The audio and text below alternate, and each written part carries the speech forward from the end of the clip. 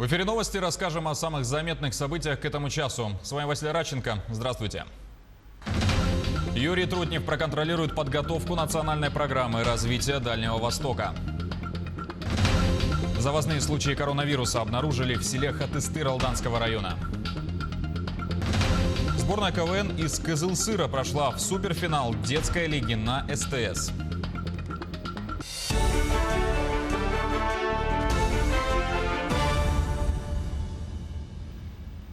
Полпредпрезидента на Дальнем Востоке Юрий Трутнев проконтролирует подготовку национальной программы развития макрорегиона. Ее цель в ближайшие 4 года добиться, чтобы на Дальнем Востоке все показатели качества жизни людей и экономического развития росли быстрее, чем в среднем по России. Так, программа предусматривает рост объемов строительства жилья более чем в 1,5 раза, создание комфортной городской среды, повышение доступности медицины и образования. Важная часть программы – это оздоровление инвестиционного климата и увеличение объема накопленных инвестиций до 800 миллиардов рублей, а также создание свыше 200 предприятий на территориях опережающего социально-экономического развития и в свободном порту Владивосток. Это даст макрорегиону более 30 тысяч новых рабочих мест. На выплаты соцработникам, помогающим больным коронавирусом и людям из группы риска, дополнительно выделили более 3,5 миллиардов рублей. Распоряжение подписал премьер Михаил Мишустин. Специальные пособия предусмотрены для работников социальных организаций, чья смена сейчас длится 14 дней. И все это время персонал должен оставаться в стенах учреждения. Отмечается, что право на пособие сохраняется, даже если специалист вынужден прервать свою смену из-за обнаруженного у него коронавируса или же других заболеваний. Пособия будут выплачиваться до 15 сентября. Общий объем бюджетных средств на эти цели превысит 11 миллиардов рублей. 46 новых случаев заболевания коронавирусом выявили в Якутии за минувшие сутки. Из них 37 в Якутске и 9 в районах. При этом отмечаются завозные случаи в Алданском районе, в котором в последнее время ситуация оставалась довольно стабильной. Там выявлено 3 зараженных. Между тем в регионе за сутки лечение от COVID-19 завершили 170 человек. Всего с начала пандемии в Якутии зарегистрировано 4550 случаев заболевания. По словам замруководителя регионального оперативного штаба Ольги Балабкиной, большая часть летальных исходов приходится на людей старше 65 лет.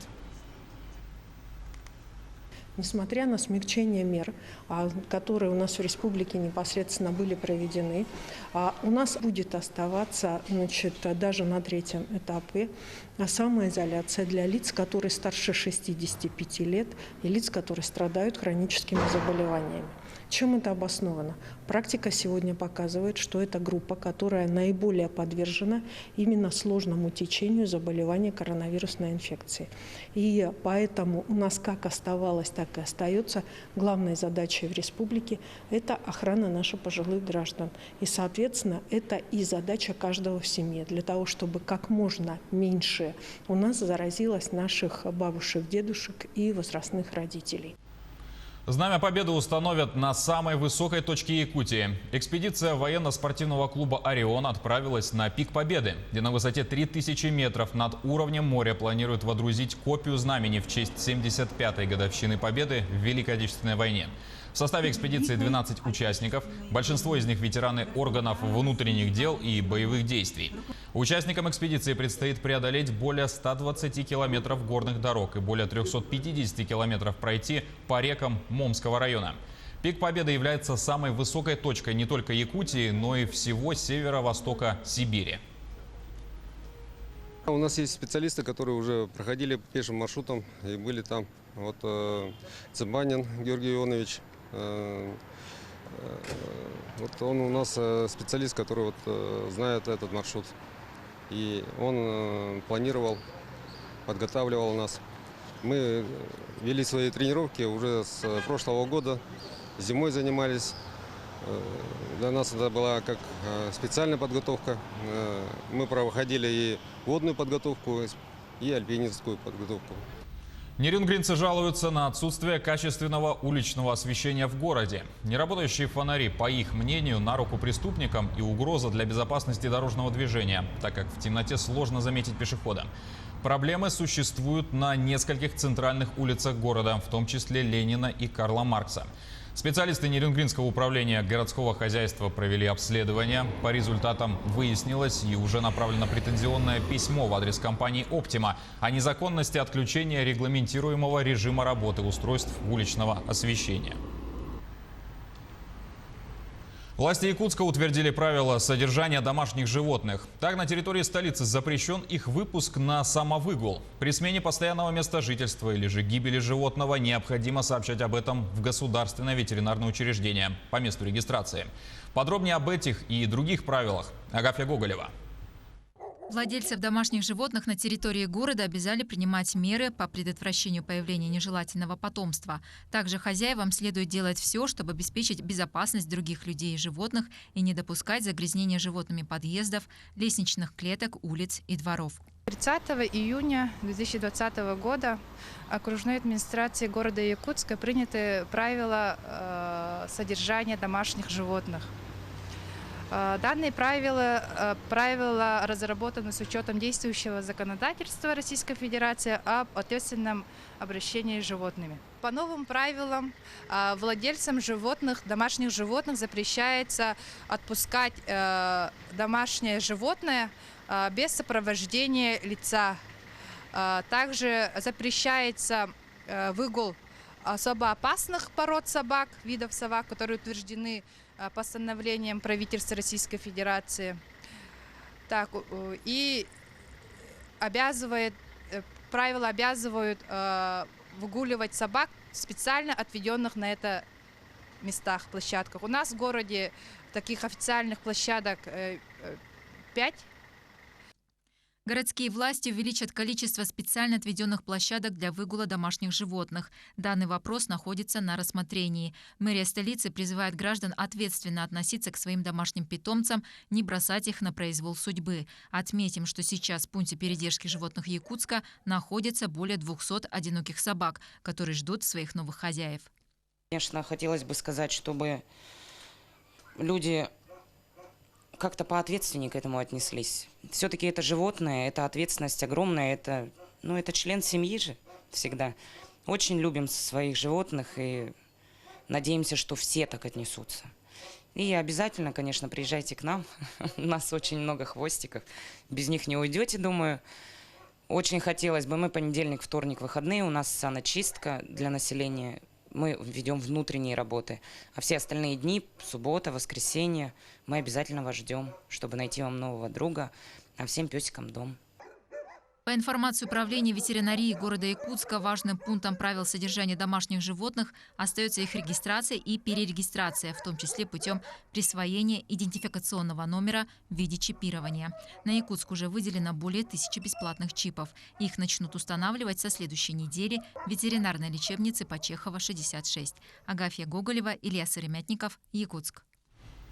По книге на лапу школьники из челябинского города Копейска сдают макулатуру, чтобы помочь приюту для бездомных собак. Ребята приносят ненужные журналы, газеты и другую бумажную продукцию. Сдают ее в специальные приемные пункты. Дети, несмотря на летние каникулы, работают, не покладая рук. И все собранные деньги тратят на благотворительность, покупая корм для животных. Местный приют для бездомных собак очень ждет школьников, ведь дети не просто привозят с собой еду, но и играют, гладят и проводят время с четвероногими. В дальнейшем школьники планируют помогать не только приютам для бездомных животных, но и инвалидам и пожилым людям. Там порядка 100 килограммов у нас получилось, там немножко меньше. Посмотрели мы, какие теперь виды макулатуры надо собирать. Поняли, что это бумага газетно-журнальная, книжная и картонная продукция. Вот теперь будем знать, как ее разделять, как складывать, формировать, сколько это стоит, куда можно отвезти. И, соответственно, знаем, где потом купить корм, чтобы его можно было на эти деньги купить побольше. Ну и отвезти для приюта животных. Чтобы они проявили инициативу, и чтобы они тоже помогали таким приютам, и помогали, как мы. Покупали кормы, даже игрушки, может быть. Или или воду покупали бы. Ну, или все остальное, что нужно собачкам. На канале СТС завершился суперфинал телевизионного конкурса «Детская лига КВН». За победу в нем боролась и сборная из Кызылсыра, крайне северные. Наши юные земляки не новички. Они уже 4-й год подряд попадают в число сильнейших школьных команд, а в прошлом сезоне стали чемпионами детской лиги КВН. Чем завершился финал, узнаем у Максима Кардозо. Сезон 2020 для детского КВН был действительно жарким. За главный титул боролись 36 сборных со всей страны. Уже несколько лет честь Якутии в клубе веселых и находчивых защищают ребята из команды «Крайне северные» из Кызылсыра. И довольно успешно. В прошлом году им удалось стать чемпионами. Вот и в этот раз они попали в финал и боролись за главный приз.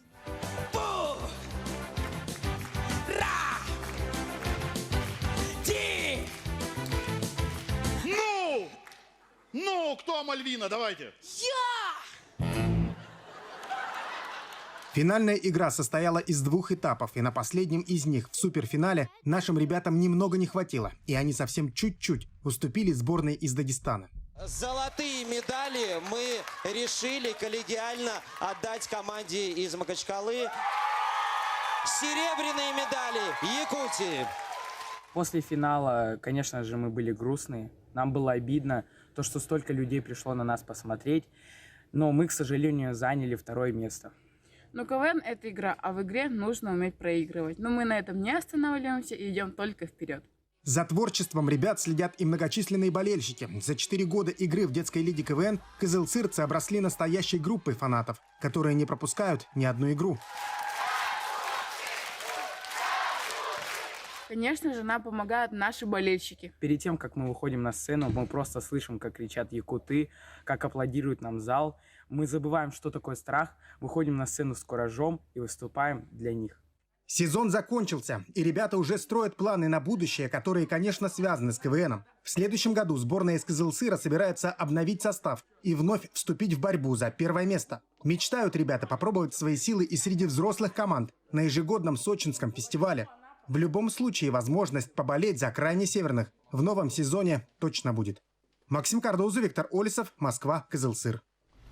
Фанаты «Зенита» встретили чемпионов страны в Пулково с фаерами и плакатами. В воскресенье футболисты питерской команды завоевали золотые медали российской премьер-лиги досрочно, одержав победу над клубом «Краснодар» со счетом 4-2. Команде предстоит пройти еще 4 тура, однако по результатам беспроигрышной серии из 14 матчей, то есть 11 побед и 3 ничьих, первенство «Зенита» уже неоспоримо. Мирнинский мотоклуб «Своя волна» начал принимать в свои ряды даже самых маленьких горожан. Занятия ведут круглый год. Важно, чтобы температура воздуха была не ниже 25 градусов. Для этого есть и теплые ангары, где хранится техника, и тренировочный стадион, правда, который пока находится в стадии строительства. Какие планы на будущее у дачнинских байкеров и кто помогает им, расскажет Ирина Балкова. Их железные кони, словно бабочки, то и дело взметаются ввысь и какое-то время парят в свободном полете. За рулем те, для кого мотоцикл – неотъемлемая часть жизни.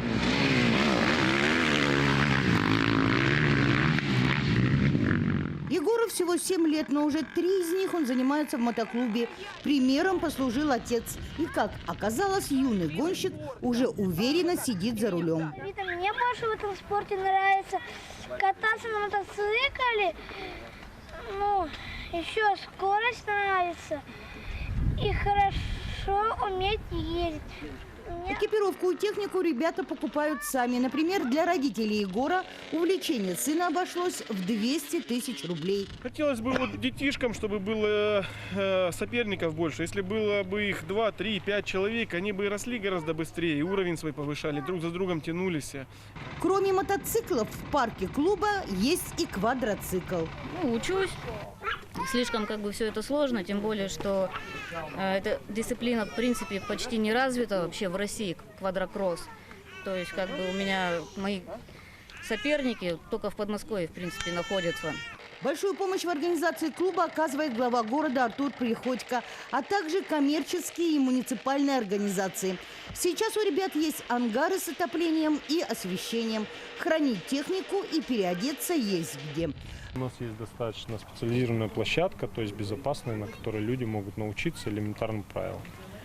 То есть хотя бы управлять мотоциклом в экстремальных ситуациях. То есть Для всего этого, для привлечения людей, народа и масс именно в городе, да, чтобы создать именно здесь. Неоднократно ребята занимали призовые места на соревнованиях районного уровня. Ни одно мероприятие в городе не обходится без участия членов мотоклуба.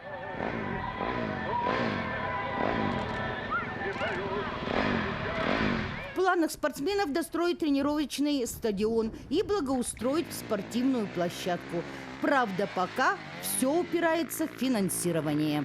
Ирина Балкова, Денис Сиротин, телеканал «Алмазный край». И на этом пока все. До встречи в следующем часе.